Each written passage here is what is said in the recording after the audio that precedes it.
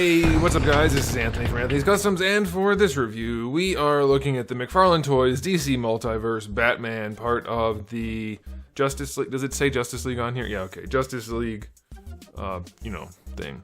And this is not the Chase variant. The Chase variant has the goggles up on the head. I don't have one of those. You can get them on Big Bad Toy Store. They are selling them specifically for markup, which I don't know how I feel about that. I guess it's better than just buying random stuff online, so that makes sense, I guess, as far as an online retailer goes. Anyway, if you want this version, it's $20. If you want the one with the goggles on the forehead rather than on the eyes, I think they're charging like $45, which I suppose isn't that bad for a Chase variant, because hunting them down is going to be nearly impossible at retail, I'm guessing.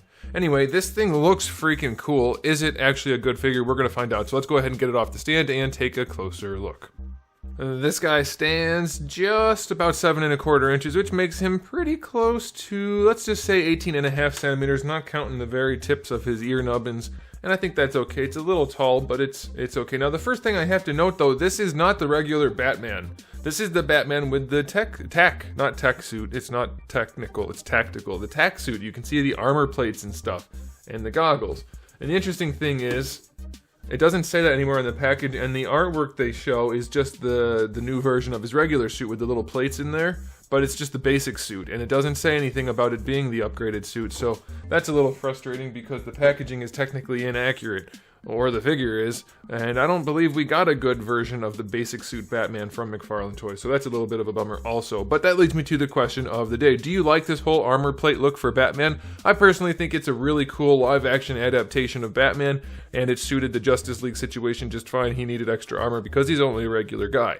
I liked it a whole bunch. I think it looks cool. It looks good as a toy. Nothing wrong with it as far as I'm concerned. I was a little iffy on the goggles. Second question of the day, how do you feel about the goggles, if you didn't already say that in the first part? I didn't like the goggles at first, but now I'm okay with it. It makes sense that Batman would have goggles, and that hides the fact that he just has his human eyes in there rather than the white that we see in the comics. Okay, let's go ahead and talk about the aesthetics of the figure. They did a really good job with the proportioning. I think that looks awesome. It looks like a guy in a suit. Are his legs a little wide? Kind of, but not really. If you look at the crotch part, they're actually pretty close together. They're a little bit thick because they have armor plating and he's really buff and bulky in the suit. The legs taper down as they go down rather than just being tubular. The arms fall at the right spot. The bottom of the crotch lines up with the big thumb knuckle. That's about right, like for average proportions, and it does look like Ben Affleck's Batman a lot. I think they really nailed it with this one. This might be one of the most accurate, best-looking McFarlane Toys Batman figures / all of their figures, since they're almost all Batman, that we've seen. It is a really, really well done from an aesthetic standpoint figure. Is the paint perfect? No. But is it enough? I think it is. I think that's pretty darn good. We got most of the armor plate painted. The goggles are a little bit different than the rest of the head, or it just looks like it because of the plastic, but either way it looks good. The bat is painted well. The mouth, I thought when I first opened it up it didn't look that good, and I guess it could be better, but it's definitely good enough. Yeah, I mean, for a $20 release, I think this level of aesthetics is sufficient. The sculpt is really nice, and again, the proportioning is wonderful. So I'm very pleased with it. The cape has the texture on it, it hangs well. I mean, it's exactly what I would expect it to be for $20. I'm sure the articulation is going to blow and the accessories do blow, but it does look really good. So from an aesthetic standpoint, 9 out of 10 for the price point. It looks really damn good. It's going to look good on a shelf. I think Batman fans are going to want this one for sure. I would definitely I would like for them to make a base Batman, unless I missed it somehow, just the regular Justice League version of Batman. And just like this, but without the metal parts, basically. Okay, so let's go ahead and talk about the accessories. No hands. We just have the 2 trigger finger hands that come on them in the package. Why? I just can't do it anymore with the trigger finger hands, especially for Batman. No fist hands. I'll tell you what, give us 2 fist hands and no batarang. That would be better than 2 trigger finger hands and a batarang, which we do get, so that's whatever, but no fist hands. Ugh. We do get the little black display stand, and we get the collector card, which does show him in an entirely different outfit than the one we see here. So that's 3 out of 10 for accessories. You know what? 2 out of 10 for accessories. The lack of fist hands and the inaccurate card is just laughable at this point. Okay, let's talk about the articulation. Ball peg for the head. He can lean around, he can look up nicely, he can look down nicely. That's exactly how you want to do it. It is a double ball peg. You can see You can always tell it's a double by, hopefully you can tell what I'm doing here, by shifting.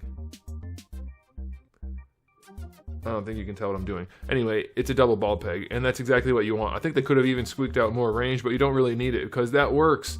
It works so well. I mean, they definitely could have squeaked out more because you don't see any gapping at all, but it does work really well. I love that. Shoulders are connected as usual on a ball peg with a cap. This cap does afford a little bit of extra range, so I guess that's pretty good. It doesn't look bad. It's still functional. You can raise the arms up better than horizontal. You get your full rotation. No problems there. Bicep swivel is fine. No issues there. Double jointed elbow works very well. It's still all hollow and curvaceous in there, but it does work well, so I'll give them that. I don't know why they keep hollowing everything out. It's very weird that they're doing that. That is not a thing that you have to do. No companies do that really, but they keep doing it, so that's very strange. Ball hinge wrists, that's a really good thing. They work well, no problems there. Torso, cannot lean forward at all again. Never going to understand why that is. There's no reason for it. You can, if you're just doing a double ball peg, which they are, there's no reason for that. None. It doesn't lean forward, and it only leans back a tiny bit. Side to side, you get just a little bit, and then you do get some rotation out of it, so that's okay. For the lower torso, it's a ball peg, you get your rotation there. It does lean forward and back just a touch, but just a touch. So I don't know what the deal is with that. Why can't they make their double ball pegs and torsos work? Like, that's the easiest thing to do. That's the easiest thing. There's so much room for range of motion in the torso. It's absurd that it doesn't work. Very strange. Let's get the arms out of the way for the hips in case we have really good range. Going out to the side, we do flex our trunks just a little bit there, but we can't get them. Uh-oh. So don't go too far. Oops. Damn it. That's going to be a sucky thing to put back together. Let's see if I can do it. Oh, get in there. Oh, man. I think I got it. Yes. So don't go too far or it just pops the legs right off. But they do go about that far without having an issue. So better than 45. That's okay. It's not like it's broken or anything. It's just unpegged. And we do have ratcheting in there, so they're not too loose. They do go far enough forward for enough posability. And you can squish them a little bit farther. It squishes the trunks. But it works. Like, he'll be able to pose some. The torso still doesn't pose, so good luck. Like I said, articulation, they just won't do it. Like, they're putting the articulation in there and making it not work. It's a really strange thing from a business perspective because they're putting all of the cost into it.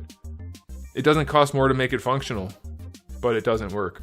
So very weird, but the hips technically work. No thigh swivel to speak of. It's there, but it doesn't really work. Double jointed knee, it's functional. It works well, but he's got knee pads, yet the knee joint itself goes all the way up onto the thigh and just scallops away the thigh. It's like they use a template for the knee joints, and whatever they have there, and they just cut it. It's so weird. That knee should strictly be the knee pad. You shouldn't have chunks of the thigh moving with the knee. That is lazy. That is lazy. It doesn't cost more to not do that. I mean, it might cost more in the sense that they'd have to make a new template for cutting that out in the 3D software that they're using. Or not use a template. So in that sense, it costs like a little bit more in terms of labor hours, but not much. There's no reason for that. There is no reason the knee has to take part of the shin and part of the thigh with it, especially when there's a knee pad. It looks good when the leg is straight, but when you move it, it cuts it up to pieces, so that's terrible. Ankles have the really ugly ball hinges, but they are functional enough, so that's pretty good. Get really good range. Good luck getting him to balance with the big ball hinge with the ratchet. And then you get an ankle rocker that's nice. Toe hinge is not worth having. It doesn't work. It's not going to work. It's a little tiny curved toe hinge. It's not too loose, but it's not going to do anything, so it's a waste of budget. Okay, so like I predicted, the articulation blows, but as you can see right there, it still looks really good. For a $20 figure, it looks great. So articulation gets a 5 out of 10. It's pretty terrible. Shoulders are fine. Head's good. That's about it. That is about it. It's pretty awful in a lot of ways. It's aesthetically displeasing as far as articulation goes, and most of it doesn't work all that well. So he's going to stand on a shelf in a basic pose and look pretty darn good for $20. I think that's what people need to be aiming for when they buy this guy. If you're aiming for really dynamic poses that look good, temper your expectations. But I am going to give it an overall rating of 8 out of 10. It looks really good, and at the price point, I think that's enough. The articulation is enough that it's not going to be a terrible purchase for you. Just, you have to know what you're getting, and now you do. So you should be able to make an informed decision and enjoy your purchase. So there it is, guys. Thanks for watching. If you enjoyed the video, please do give it a thumbs up. If you didn't, give it a thumbs down. And if you haven't subscribed, you might want to. I have new videos almost every single day, and thousands already on the channel. So make sure you come back for all of that. In the meantime, keep collecting.